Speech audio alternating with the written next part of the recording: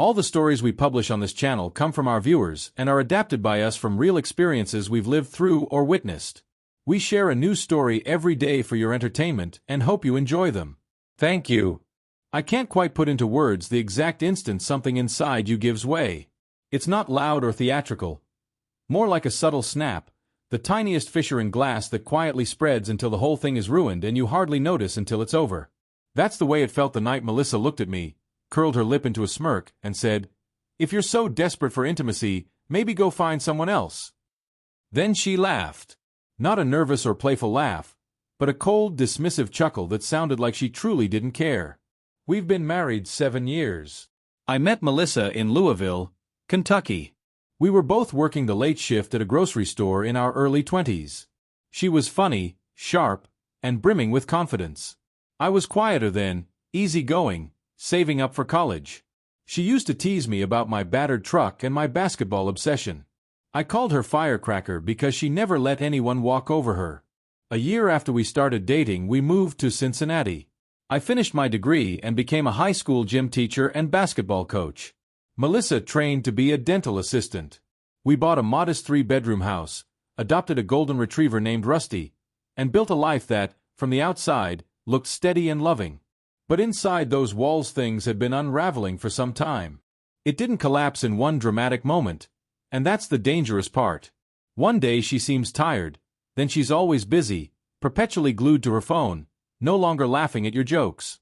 Then the kisses stop, and before you realize it you're sharing a house with a stranger while you alone still try to mend the pieces. For months I tried. I organized date nights, tidied the house without being asked, brought her coffee in bed, left notes on the bathroom mirror, praised her at every chance. None of it made a difference. She'd nod, murmur thanks, and return to scrolling like I wasn't there. Conversations dwindled into monosyllables and grunts. Physical closeness vanished. She'd shove my hand away at night with a, "Not now," or "I'm tired," or "Can we not?" Eventually I stopped trying. Each effort felt like pleading for crumbs of attention, and with every plea I lost parts of myself. I wondered if it was work wearing her down. I asked. She snapped, "Don't make everything about you." I suggested counseling. She rolled her eyes and said, "You're being dramatic. This is just what long-term relationships become." It's not. People say that when they've already checked out but want you to stay and suffer in silence. The last straw arrived on an ordinary Thursday. Nothing special. I came home from practice sweaty and beat. She sat on the couch watching some reality show, laughing at something on her phone. I leaned in and kissed her cheek. She brushed it away like it was a nuisance. I stood there for a moment, steadying myself, then sat beside her and asked quietly, "Babe, what's going on? It feels like you don't even want me around. We haven't been close in months." She didn't even glance up. She kept scrolling and said, "So go find someone else if you're that pressed." I blinked, stunned. She turned to me with this sarcastic grin and repeated it slowly and mockingly. "Find someone else if you need intimacy that badly. It's not my problem." Then she turned back to her phone and laughed that same ugly laugh that still rings in my chest, making me feel like a clown begging for affection, like I wasn't her husband, just an annoyance. In that moment it hit me. This wasn't temporary, not a phase, not stress or hormones. She didn't love me anymore. Maybe that's not the right word. She didn't respect me. And without respect, love becomes meaningless. I didn't argue. I didn't shout, break anything, or demand explanations. I sat there breathing slow for a moment, then got up, walked to the bedroom, and closed the door. She didn't follow, didn't knock. She didn't care. I lay on the bed staring at the ceiling, replaying moments. The nights we stayed up mapping out our future, the afternoon we painted the kitchen and ended up having a flower fight, the road trip to Asheville where she fell asleep on my shoulder as old country songs played. Where had that woman gone? Or was she never really that person at all? The next morning she left for work early without a word. No note, no text, just the front door clicking shut like the full stop at the end of a cold sentence. I sat at the kitchen table with black coffee and stared into space. I wasn't sad anymore. I was finished. In that funeral-like silence I realized I had been faithful to a woman who no longer reciprocated. I had been fighting for a marriage that was already dead. I had been waiting for her to change when she had already changed. She told me to find someone else, and for the first time in months, I felt free to take her at her word. Not for revenge or to spite her, but because I deserve more. I deserve to feel wanted. I deserve to be seen. I deserve someone who doesn't laugh at my pain as if it's a joke.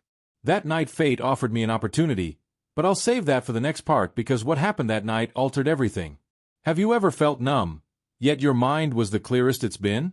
That was me the night she told me to go find someone else. I didn't yell, drink, or fall apart. I simply became still, cold, and focused. I hadn't felt that clarity in months, and I knew then I was done begging for scraps from someone who mocked my hurt. The next day was Friday. I went to work as usual. High school basketball practice from 4 to 6. I stayed after to clean the gym myself. Melissa hadn't texted all day, not even a, "How was your day?" That used to bother me. Now I secretly hope she'd continue to ignore me. Driving home, I passed a small bar I hadn't visited in years. The Rusty Anchor just off I-75 near Norwood. Quiet. Old school. Nothing fancy. I figured I'd have a drink, clear my head, and kill some time. The bar was half empty. Country music low on the speakers. I ordered a bourbon neat and slid into a stool at the far end. Not 5 minutes into my drink I heard someone behind me say, "Aaron." I turned and saw Carly, Melissa's best friend. I hadn't seen Carly properly in over a year. She used to come around more when we were newly married. Blonde, quick with a sharp tongue and even quicker wit, the kind of person who never sugar-coated anything. I always liked. All the stories we share on this channel come from our viewers and are adapted by us from real events we've seen or lived through. We post a new one every day for your entertainment and hope you like them. Thanks for listening. I can't quite describe the precise instant something inside you snaps. It isn't a scene, not dramatic. It's a tiny crack in glass that quietly spreads until the whole thing is ruined and you only notice after it's done. That's exactly how it felt the night Melissa glanced at me, curled a smirk, and said, "If you need intimacy that badly, go find it with someone else," then laughed, not nervously or playfully, but with a cold, dismissive sound that made it clear she simply didn't care. We've been married 7 years. I met Melissa in Louisville, Kentucky, both of us pulling late shifts at a grocery store in our early 20s. She was sharp, funny, and brimming with confidence. I was quieter, easygoing, saving for college. She used to rip into my beat-up truck and tease my obsession with basketball. I nicknamed her Firecracker because she never let anyone walk over her. A year after we started dating, we moved to Cincinnati. I finished my degree and became a high school gym teacher and basketball coach, and Melissa trained and worked as a dental assistant. We bought a small 3-bedroom house, adopted a golden retriever named Rusty, and settled into a life that, from the outside, looked steady and full of love, but inside that house things had been coming apart for a long time. It didn't all fall apart in one blazing moment, and that's the dangerous part. It was gradual. One day she seems tired, then she's always busy, attached to her phone, stops laughing at your jokes. Then the kisses stop and before you know it, you're sharing a roof with a stranger while you're the only one still trying to put the pieces back together. For months I kept trying, planning date nights, cleaning the house without prompting, bringing her coffee in bed, leaving notes on the mirror, telling her she was beautiful at every chance. It did nothing. She'd say thanks, nod, then go right back to scrolling like I wasn't there. Conversations shrunk to grunts, physical closeness disappeared. She'd push my hand away at night with, "Not now," or, "I'm tired," or, "Can we not?" Eventually I stopped putting myself out there. Every attempt felt like pleading for crumbs of attention, and I was losing pieces of myself in the process. I thought maybe work was wearing her down, so I asked. She snapped, "Don't make everything about you." I suggested counseling. She rolled her eyes and told me I was being dramatic, that this is just what long-term relationships become. It's not. People say that when they've already checked out and expect you to suffer quietly. The final straw arrived on a random Thursday. Nothing special. I came home from practice sweaty and exhausted. She sat on the couch watching a reality show, laughing at something on her phone. I kissed her cheek and she brushed it off like it was a nuisance. I stood there a second, then sat beside her and asked calmly, "Babe, what's going on? It feels like you don't want me around. We haven't been close in months." She didn't even look up, just kept scrolling and said, "So go find someone else if you're that desperate." I blinked, stunned. She turned with a sarcastic grin and repeated it slowly and mocking. "Go find someone else if you want intimacy so badly. Not my problem. and then went back to her phone and laughed that ugly laugh that still echoes in my chest, making me feel like a clown begging for love, not a husband, just an inconvenience. In that moment I realized this wasn't temporary, not a phase, not stress or hormones. It wasn't even right to call it a lack of love. She had stopped respecting me, and without respect love means nothing. I didn't yell or throw things or beg for answers. I sat breathing slow, stood up, walked to the bedroom, and closed the door. She didn't follow, didn't knock, she didn't care. I lay there staring at the ceiling, replaying the nights we stayed up talking about our future, the afternoon we painted the kitchen and ended up having a flower fight, the road trip to Asheville where she fell asleep on my shoulder to old country songs. Where had that woman gone, or was she never really that person at all? The next morning she left early for work without a word. No note, no text.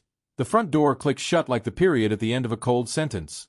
I sat at the kitchen table with a cup of black coffee staring into nothing.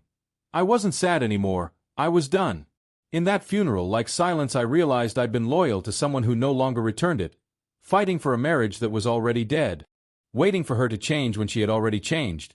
She told me to find someone else, and for the first time in months I felt free to take her at her word, not to get revenge, but because I deserved better, to feel wanted, to be seen, to be with someone who wouldn't laugh at my pain like a joke. That night fate handed me an opportunity, but I'll save that for the next part because what happened that night changed everything. Have you ever felt numb yet clearer than you've been in months? That was me the night she told me to go find someone else. I didn't scream, drink, or spiral. I became still, cold, focused, and in that clarity I knew I was done begging for scraps from someone who mocked my hurt. The next day was Friday. I went to work as usual.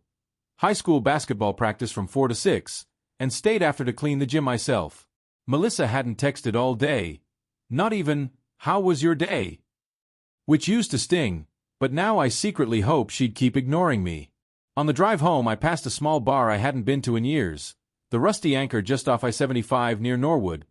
Quiet, old school, nothing fancy. I figured I'd have a drink, clear my head, and kill some time. The bar was half empty, country music low in the background. I ordered a bourbon neat and sat at the far end of the bar. Not 5 minutes into my drink I heard a voice behind me say my name, Aaron. I turned and saw Carly, Melissa's best friend. I hadn't seen her properly in over a year. She used to come around more when we were newly married. Blonde, quick-witted, sharp-tongued, the kind of person who never sugar-coated anything. I always liked her energy even though Melissa called her blunt. She sat down beside me and ordered a beer. "Damn, it's been forever," she said. "You look different." I raised an eyebrow.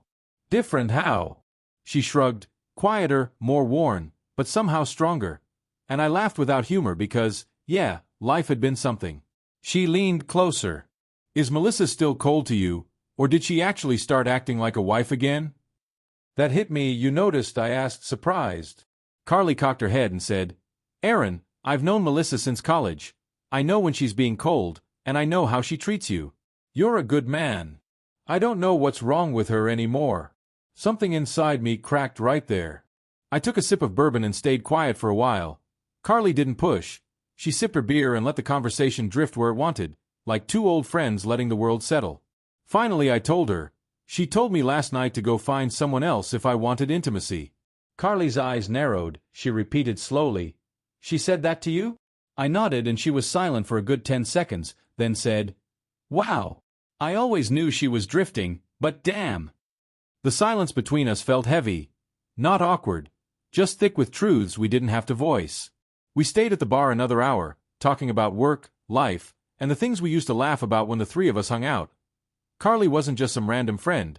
She'd seen our relationship up close, had watched me try and watched Melissa stop caring. Eventually Carly said plainly, "You don't deserve what she's doing to you." I shrugged and replied, "Apparently I deserve to go find someone else." She looked at me a long time and said, "Maybe you should." That sentence hung in the air. To be clear, I didn't go out that night intending to cross any lines, but I also didn't walk away when lines began to blur. We left the bar together. Her car was parked a few spaces down from mine on a cold, late, quiet night. She smiled softly and asked, "Want to come up for a bit?"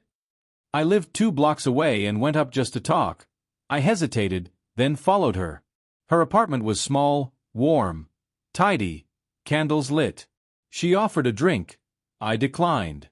My head was spinning, not from alcohol but from a shift inside me. The man who used to wait at home for a woman who wouldn't look him in the eye was gone. We sat on her couch, she moved closer. Her hand brushed mine and I didn't pull away. And then she said something I didn't expect. "Aaron, for what it's worth, you've always been the one she never deserved." I looked at her and, for the first time in a long time, felt seen. That night something happened. Not wild or reckless, not revenge. It was slow, real, emotional, like two people finding warmth in a world that had gone cold. I stayed.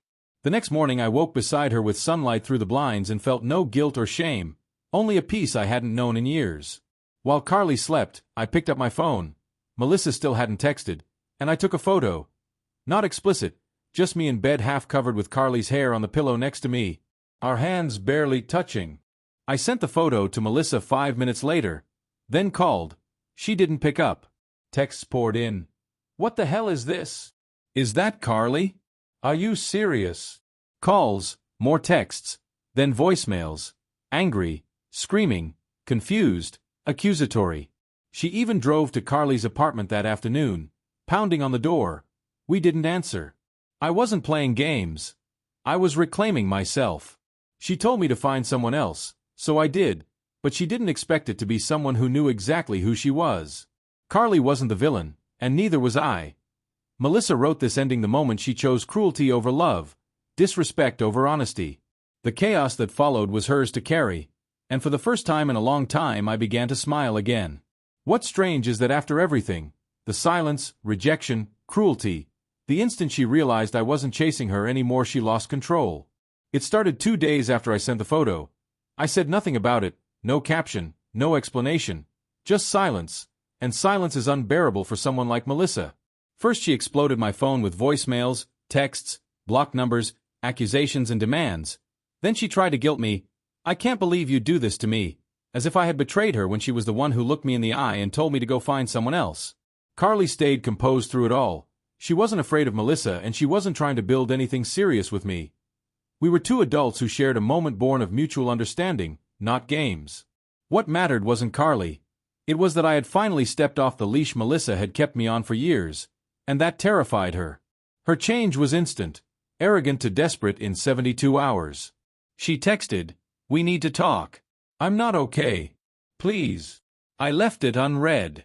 She showed up at my school's parking lot after practice and waited by my truck like nothing had happened. I walked past her and she followed, pleading, "Aaron, please don't do this.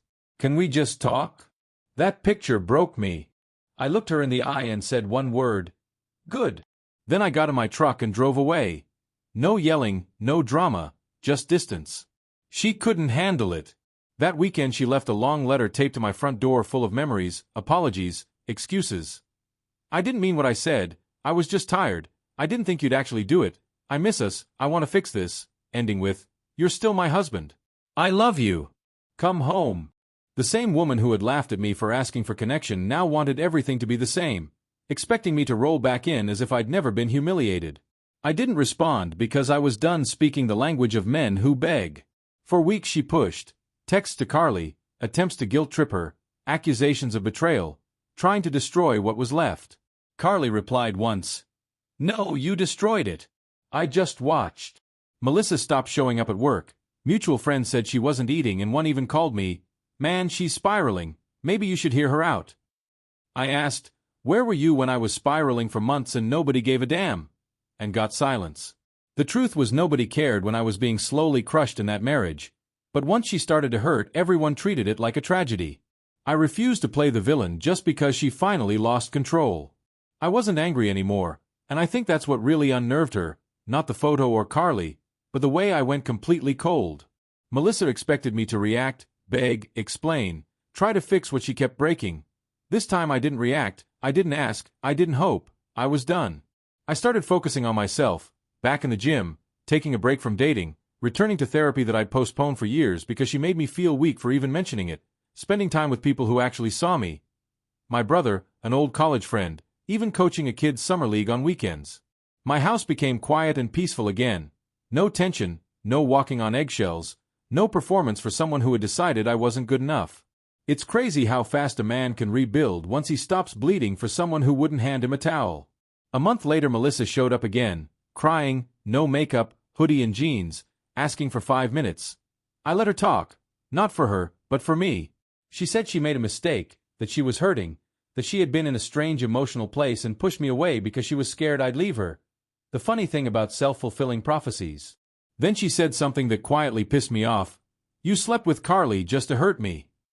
I looked her dead in the eye and said, No, I slept with Carly because you told me to go find someone else. Then I shut the door. That was the last time we spoke face to face. She tried a few more times, emails, a handwritten birthday card, a voicemail ending with her sobbing that she'd never find someone like me again. Maybe she won't, because I loved her once. I gave everything I had until there was nothing left. But I finally realized love means nothing without respect. You can't fix someone who enjoys watching you crumble, you can't save someone who only loves you when you're gone, and you can't build a future with someone who thinks your needs are laughable. Today I don't hate Melissa, I don't wish her harm, I just don't miss her, I don't want her back, and I don't regret what I did. Sometimes you have to burn the bridge to light your own path forward, and when she sees me now smiling, grounded, fully alive again, she'll know exactly what she lost, but by then I'll be too far gone to